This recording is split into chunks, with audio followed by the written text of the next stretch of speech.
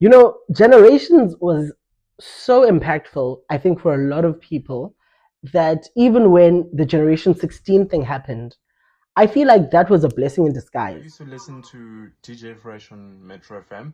I used to love that breakfast team. I mean, Somizi, Mpoma Boy, Angie, and DJ Fresh together. Did you rate them? What? Did you rate them? I did. I love the show. Unless you got the info.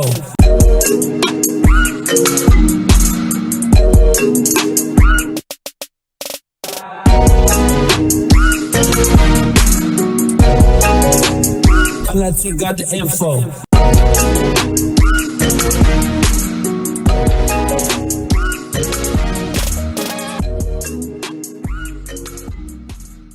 How are you? Welcome back to another episode of Anati Got Info. I'm Anati Info, and this is episode 3. Can't believe it. I cannot believe it. 3 down, 1,000 more to go.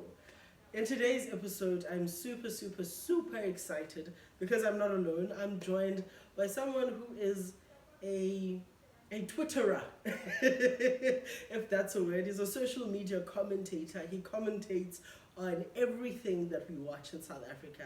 He loves doing so, be it reality, be it soapy, telenovela, or a series. He is your guy. He is Jabu Macdonald. Shout out. Hi Jabu, welcome. Yeah, finally, How are you? finally got to be on the podcast, and I'm very excited to see what the conversation is all about. But yeah. Right? What happened to your podcast? You used to have a podcast. It wasn't necessarily my podcast. It was Phil's podcast, and I was a co-host on it. There's just things happen and stuff like that. We did talk about different formats, but it's still all a work in progress. But we'll see how it goes in the future. Okay. So it's non-conclusive. You might go back. You might not go back. I don't know. Let's just see how it goes. I don't wanna say anything that I'm not sure of. I'd rather have the info than I'd say, oh, it's actually back and I'm back, or stuff like that. Let's just wait and see how it goes.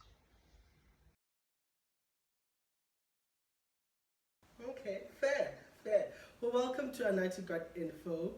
In this podcast, anything goes, and so I'm very interested in getting to talk about the South African television landscape with you today. I couldn't find a more perfect guest. You watch a lot of the shows that I hate on. You know me, we're always differing in opinion, and I can't wait to see where today's conversation takes us. Yeah. But we always start with a quote of the day on the show, right? So I've got here my Tupperware. I always just shake it up, strip out a quote and read it, and we'll see if it applies to you or you. So today's one comes from Mark Twain. It says, "The secret to getting ahead is getting started."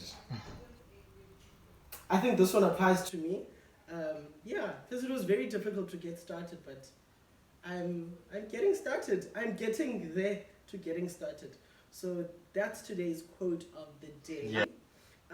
We also have something we call song or track of the week.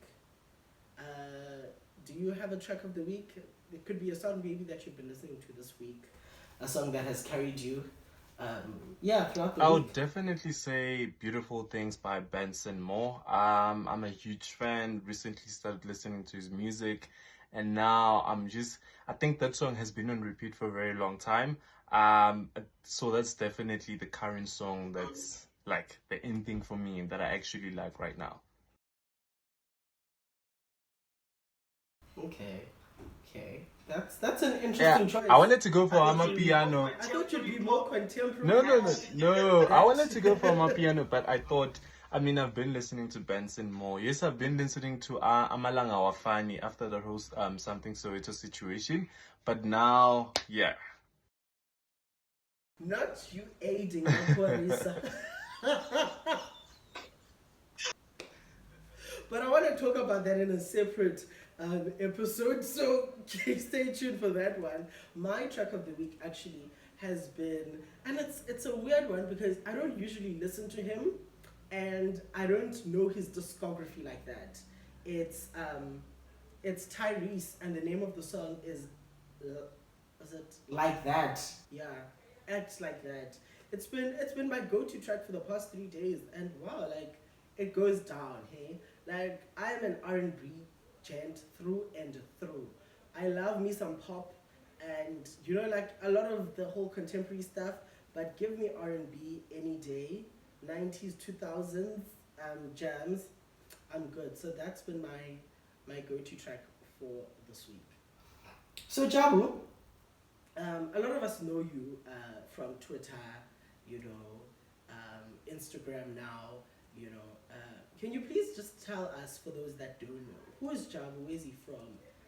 And yeah, what prompted you to start social media commentating? So, it's very difficult defining as to who I am. It all started with me just randomly tweeting about TV shows. I saw that there is people tweeting about TV shows, and I thought, how about I join in? Because sometimes you just want to watch TV shows and actually just share your opinion in terms of how you feel about it. And I think one of the first few shows or first shows that I actually started tweeting about was um, The River. So I started tweeting about that, and I started tweeting about more shows and more shows and more shows. Then it grew to a point where I got approached by people who's like, we like your work and stuff like that. How about we actually do this? My first ever paid promo where I actually got to actually know who I am was Big Brother. Then I met people like your Film Pella who, in a way, basically kind of shaped as to how I would see myself eventually, because I didn't know what I was. I used to see him tweeting about stuff. I used to see him talking about TV shows and just doing casting news, but I never really understood as to whether is it like a monitor, does he actually get something, is it lucrative or anything of that sort. I just thought that he's doing it for the sake of. I wasn't following him at the time, but I'd see his tweet, but I'd never really understand as to what he does until I actually got to see more of his account, and I started learning more by seeing some of the stuff that he posts. That's when I knew that, okay, clearly him and I might have similar content. Yes, this is something that differentiates us, but we do have similar content, because sometimes I'll get info about casting news and stuff like that randomly, like from people that I never thought I'd get it from, and I would post about it, then it would do well, and I didn't understand that. Okay, oh, so this is what I am now, basically. Then I joined this podcast, met more people, gained more knowledge. That's when I actually discovered as to what I am and what kind of content that I produce on Twitter. So that's when I was able to shape myself. But if one were to look at me and to kind of put me under a label, I would definitely say Twitter commentator or entertainment and television commentator. I don't like using the word journalist because I didn't study for it, and I feel like it's very, yeah, it's very disrespectful for people to actually who went to school for it. Because I remember shooting something a while back, and these people decided to label me as a journalist, and a part of me wanted to dispute it, but I had to just let it go. I wasn't comfortable with it because there's people who studied for it, so I can't imagine. So what happens if I start diagnosing people and saying, oh, you have a headache, does that mean I'm now a doctor? So I didn't want to label myself in that way. I'd rather say Twitter commentator, because there isn't necessarily like a whole university qualification around it. It's just what you're good at and what you know. So yeah, Twitter commentator, entertainment and television commentator, that's what you can call me. Mm. And that makes sense. And I love how you mentioned, Phil, because I think at the time when you started doing this, which was about, I think I started seeing your tweets about 2.5 years back, when you really started, like doing this thing full on. And he was probably the only other person that did um in the same realm, like posting about pop culture and making pop culture like fashionable, but you took it a step further because you showed a genuine interest in the shows. So are you telling me that from the beginning, when you were tweeting about the shows and your opinion of where this character's going or what the character's doing or the storyline, in your mind, there wasn't a matter of this is what I want to make out of it? Or do you think it was No, manifestation?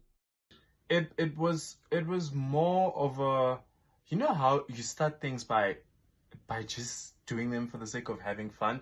Because for me it was sort of like a coping mechanism. I could be stressed out by something, but I'd go on Twitter and I'd find something that actually just relieves me of that burden, basically. Yes, I would find tweet about politics, I would find tweet about celebs, I would find different tweets on a daily basis when I first started with Twitter. But then when I actually saw that there's people tweeting about television, I felt more comfortable tweeting about that because I'm more passionate about that. Literally, me and the TV are like best friends because um, majority of my childhood was me just watching television, me getting back from school, doing my homeworks, and still watching TV and all the stuff. Like, I would actually be fascinated by it. I never really saw myself in the world of television where I'd actually see myself um, with some of these stars that I see today that I actually got to meet now, finally. Um, for me, it was just, oh, I'm just doing it for the sake of doing it. And then I saw that these people actually take me seriously for it. And I saw that I was engaging a lot. I was actually getting a lot of numbers from it. That's when I noticed that, oh, okay, clearly there's someone who sees value in what I do. And that's when I started getting more attention from people higher up working in relevant platforms where they're actually very much part of the whole television, the film and television industry in general, or the entertainment space in general. That's when people started paying attention to me. So that's when I would say I started seeing that, oh, okay, when I made money from Big Brother, I was shocked. I was shocked because that's probably the highest money I've made in a day in my entire life. Mm. I hosted a space with Phil, and funny enough, I didn't know who Phil was at that time. I think it was Big Brother season 4. It Titans. probably no Paul Oh, the last one. Mzansi. Mm. So I hosted a space with him and some other person. We are basically in the same group, and it was like an eviction space for some of the housemates who have actually been evicted and stuff. And I decided to actually that there's a Indian lady. I don't even know where she is now because she actually disappeared on social media, and I'm so grateful to her right now for actually introducing me to this whole thing. But she approached me and I started doing space, and I did that space with Phone Pella. I was nervous on that day because I didn't know what to ask. I didn't know what to do because I've never been in that space before where I'd actually talk to some of those people that I watch on TV. So I started going from there. Then I saw a lot of people just inviting me to events. My first ever event was actually a year ago in a couple of days now, if I count this month. No, was it? Yes, September. The 1st of September, I attended a Netflix event. I got invited for Netflix. It was a SAFTIS nominee party. Yeah, that was the first ever event that I've been invited to by many of these platforms. And I think the first ever platform that actually took me seriously and actually paid so much respect to what I do was Netflix. Literally the first ever package that I got from them was from them for a gift. What was I tweeting about? I don't even remember, but I remember getting this very nice fancy gift, and I got like a sweater. Was it not Young Famous Probably African? might be that, or there was a series with Oros Mampofu on it. I could be wrong. Something like Uh, that. But I remember getting like a gift from them. They were the first people to actually give me a gift. They were the first people to invite me to the event. And from then on, I've actually built a great relationship with them. I'm not saying that other platforms have never done that, but obviously MultiChoice also came into yeah. the party, and other platforms also followed after that. But the first ever content that I told her about was actually MultiChoice stuff. Then Netflix. I don't know what happened there, but I'll forever be grateful to them. I mean, a year later, I got to actually, not even a year, a few months later, I actually got to travel to South Korea and experience Again. So yeah, Right? they've been very great to me, and I'll always be grateful for the appreciation that they actually have been showing me. Um, and and yeah, I hope to continue building a great relationship with them and all these other platforms that are out there that are just seeing my content and just showing me love. That is so dope because I remember the Netflix event that you went to. I remember another one. When the Big Brother thing happened, actually, I thought you were a part of No, I thought you'd entered too. no, it wasn't actually Big Brother. I wasn't actually in the show, but they gave us an experience of uh, what it feels like to be in the Big Brother house. And but it was a day before they had yes, bought the yes, yes, people, yes. right? And so that's why I thought you No, were. no, no. I was like, how Even you if I you had the didn't chance, say that you're gonna enter Big Brother. no, even if I had the chance, I would never audition for that show because part of me feels like it's a lot. Because literally, people watch you for uh, entertainment. I'm one of those people who've been criticizing them uh, for not giving us much entertainment. Now, imagine me being on screen and knowing how I am in real life. I don't think I would actually do well on that show. But a lot of people say, no, Jabu, okay. go. You never know. Look at McJunior. He won. He was an introvert. It's like, no, people have their time. And I don't know if Mm, I would ever. mm, mm. And you have to play a very good Yeah, game. yeah, yeah. You need to sort of like act a certain way in order to actually keep yourself within the game.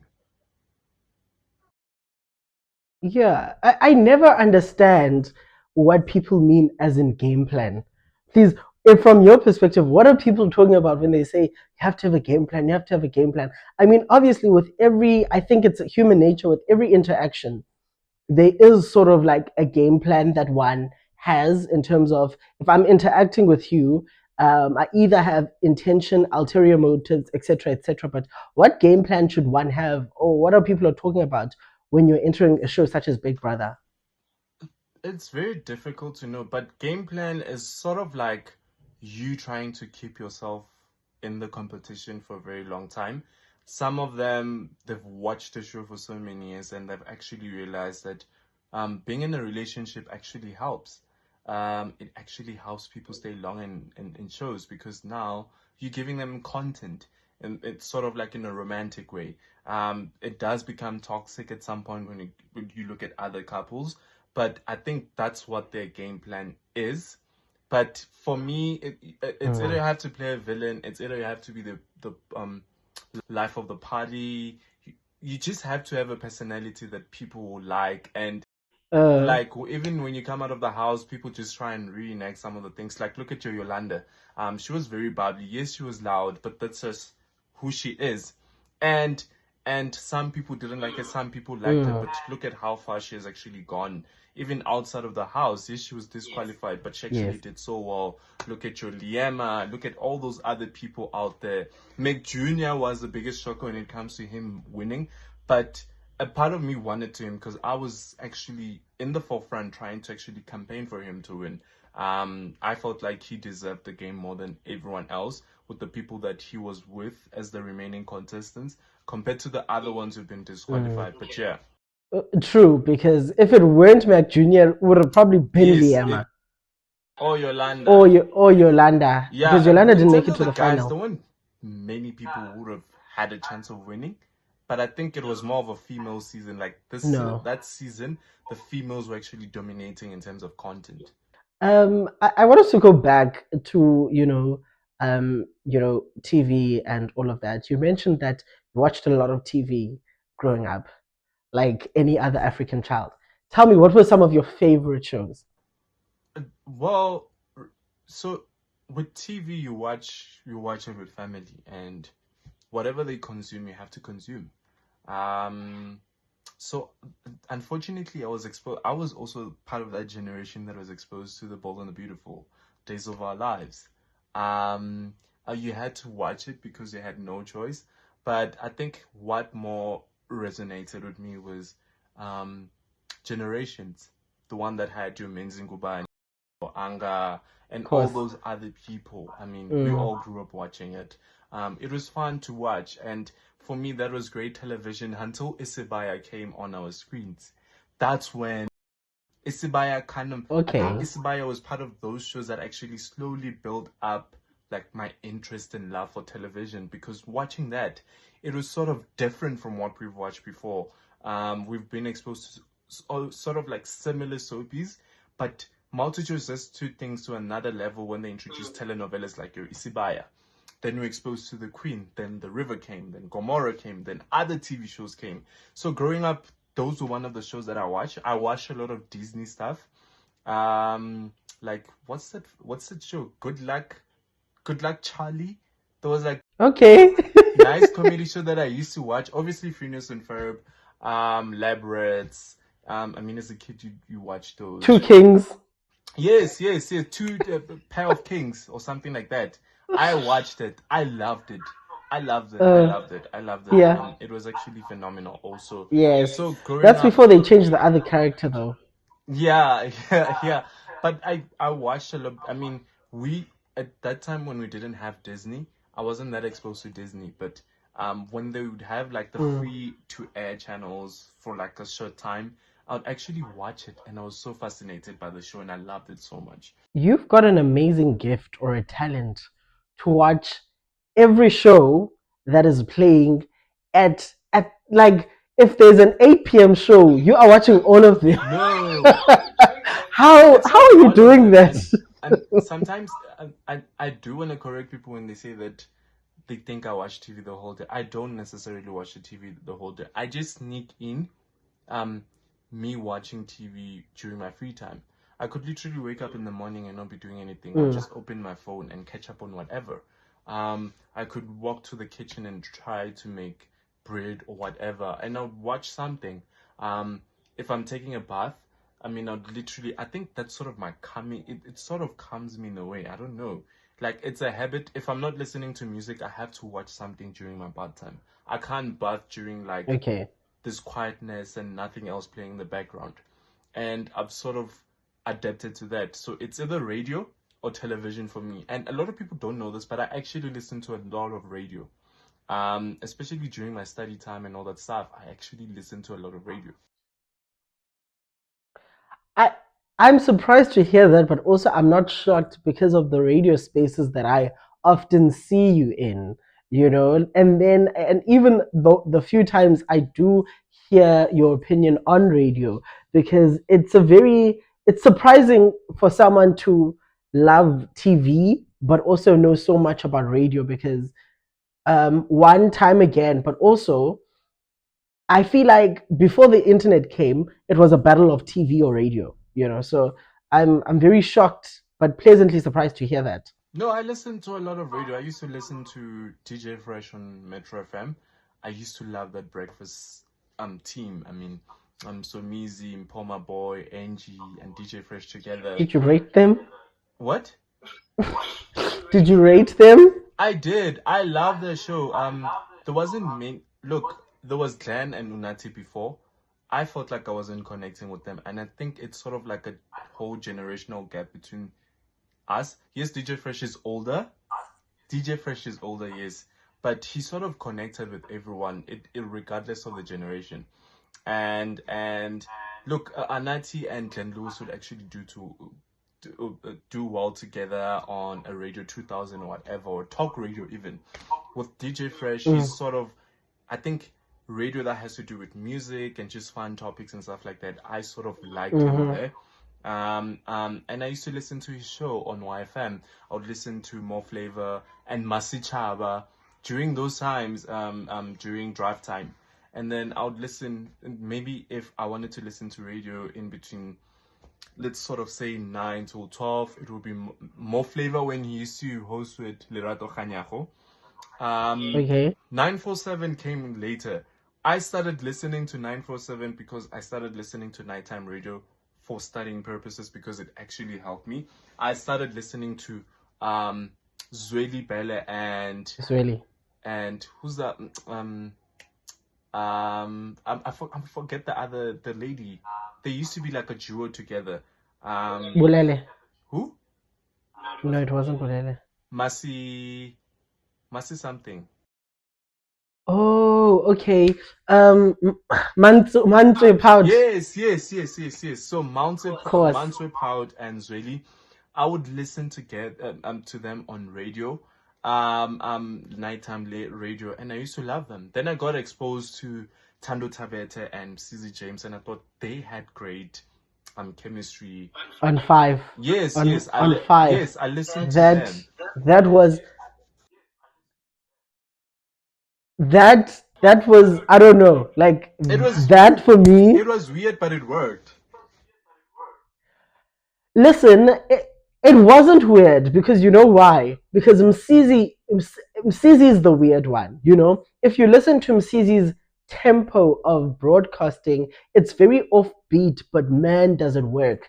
And so that whole team, when you added Duran, when you added Sibs Matiela, my goodness, my goodness. I want us to move back to TV. All right. So you've listed a number of the shows that you used to watch or started watching.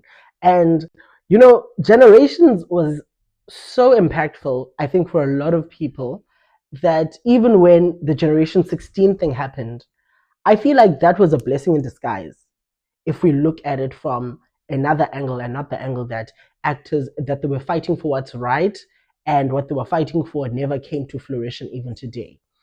I say that because it was only after Generations where we then exposed to so many different shows. What are some of the shows that you're seeing today that perhaps move in that same way? My Brother's Keeper is actually one of those shows right now. Hmm. Okay, that's pretty interesting because where is where's Youngins? Okay, Oh, that is look, Youngins is fun, vibrant. Look, Youngins is good. I won't lie. Youngins is good.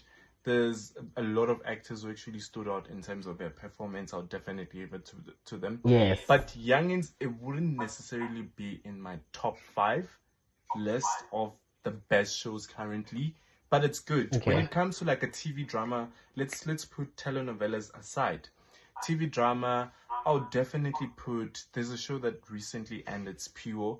There's another show that was Shagai Lembe, obviously, Fatal Yes. Seduction, Yes. Big Unseen. one. Big budget. Yes, those were perfect. Those were brilliant for me. And there was another show that I really loved a lot. I just haven't watched the second season as yet, but Stoat on Evod. That's it has Okay. Sishi Tobego on it, and he's absolutely brilliant right there. And I wish that show actually got a lot of hype. Unfortunately, it's on a platform where it isn't really marketed enough to the people, but it actually has a lot of content on it. Before I ask you my other question, how important is marketing when we're speaking about shows and just the overall rollout of the show? How important is it in the impact that the show has on South Africa? Look, marketing, it's not all of us who watch TV to actually be informed that there's a new show that's coming. Sometimes some of us watch on catch up. We don't watch TV the same way these days because patterns have changed. Yes, we used to watch live TV together, but not anymore. We now sort of watch things differently. I could be working right now, could be going on my night shift, and I'll probably come back next day in the morning and just catch up on my phone. And on that phone, they don't necessarily advertise new shows that are coming. And I wouldn't know about it until someone else tells me, or if I go on social media and I see people talking about it, that's when I can actually say, oh, that show is actually coming out. So marketing is very important. It's not just billboards. Not many people actually read billboards to actually know that something is coming out. I probably am one of those few people who actually look up at a billboard and say, oh, this is actually coming out and stuff like that. I think for me, if I want to know if something is coming out, I always look at social media, especially Twitter. I look at pages like Mzansi Magic pages and all the other pages. They always post stuff that's coming out. That's when you know. Yeah. But fortunately, on my side, I do have the advantage to actually inform people because I do get press release from your channels and all that stuff, and I do post Of about course. so I do post about them. But marketing is very important. You could have the best show right now, but if you're not telling people about it, then what's the point? So tell me about the shows that haven't come out but are soon coming out and that you're very excited for. I've got one in particular that I'm just like, I can't wait. Look, one show, I think it's sort of two. This one had already premiered, but it took a production break because of issues and stuff like that. But I'm glad that Queendom is finally coming back. They've actually done so well during the 6:30 time slot. Mhm. And now I'm also excited for Blood Legacy. I actually got to interact with the cast and I'm sort of excited. Yes! Yes, and I watched the first 5 episodes. I'm not gonna give much away, but You lie! yeah, so yeah, definitely do tune in for Blood Legacy because this one is exciting. So it's a Netflix production, right? How Hmm. many episodes does it have? 20 episodes in total. You lie! That is Yeah. like the biggest. I think I'm lying if I say that's the biggest budget South African like series or drama I has wouldn't know gotten. because Netflix doesn't necessarily release like numbers in terms of the budget and stuff like that. But if it's 20 episodes, surely there's probably more money to it. But yeah. Yes. I am just looking at the cast and it is so star-studded. You know, I always love seeing Uxolile Shabalala on my screen. You know, like if it has her, you know, it's good to go. You know, there's Entlem Bali and there are a few others. I am so excited about it. But one that I did not expect, it just came out last week actually, or the previous week, whatever, is Love, Law, and Betrayal. Is that the Yes, Law, name? Love, and Betrayal. Yeah, that's actually good. That's actually good. It's done so well, directed so well, written so well. The cast is just doing a brilliant job. And I am in love with Paul Mudiri's acting career. And I feel like she's actually going to like a whole new level. And I'm excited to see what next she does because she's actually done I and she's really good, but I need her to get back to radio. I need her to return to broadcasting. No, you know what? I think she's enjoying her space right now on television. Maybe radio will come back at some point. Not just, I think right now, shooting television and radio is probably sort of like complicated because, especially, I remember with Tando when she used to shoot Generations, it would mess up her schedule because she would be on radio and she would be on Generations. So there was like a whole lot of thing going Mm. on. Sometimes she would be off air, sometimes she would be on air. So I think it's just a lot. But with Paul Mudiadie, so far she's been shooting like a series. She's done a telenovela, but now she's doing a series. So yeah, it's exciting times, definitely. All right. Before I let you go, I get it, you Mr. TV. So I want to test you. I'm gonna Yeah. I'm gonna read out a line, and all you have to do is tell me who said that line, meaning the character's name and which show is it from. Oh my God. Are you ready? Okay. The first one is, "Oh, Tati, my baby." Oh, that's definitely the legend, the late legend, Connie Chume. I think that's very iconic. Everyone knows that. Okay. The second one would be, "Excuse me." Excuse me? Not excuse me. No, no, no. Excuse me. Oh my God. I think I remember, but I'm trying to I'll give figure you out a who's the hint. actor. Okay, no. I Which don't know show? who's it might be The River. I From could be wrong. Generations. From Generations. Excuse me. Is it Queen Morocca? No. It's Musiswa Romo. Oh, okay, that's a very long time. I was still in high school during the time, but yeah. Okay. The next one is, um, yentombazana sijongele Beyonce yenzayo. Sorry, can you repeat that? Yentombazana sijongele Beyonce uyenzayo. Ah, obvious. That's Brenda Ngoli as Dambisa on The River. Okay. And the following one is, "I'm the ECC of Israeli Communications, darling." Obviously, that's Sophie Ndaba, Queen Morocco, but yeah. Okay. Thank you so much, Jabu, for your time, for, talking to me, chatting to us here on IT Got Info. We wish you nothing but the best Yeah. in your career and everything that you are doing and that you endeavor to do. We support you and we're just for you, man. May your light shine as bright as the diamonds in the sky. Yeah, thank you so much. Shout out to you. Congratulations on your podcast also. Thank you so much. Oh, well, that's it for this episode. Like, follow, share, and subscribe, please, to keep this podcast alive. Tell your friends to tell their friends to tell their other friends, to subscribe, to like, to comment, and do all those nice things, man, because without them, I will, if you podcast. Anyway, I'll check you guys on the next episode of Anati Got Info. I'm Anati Info. God bless. Info.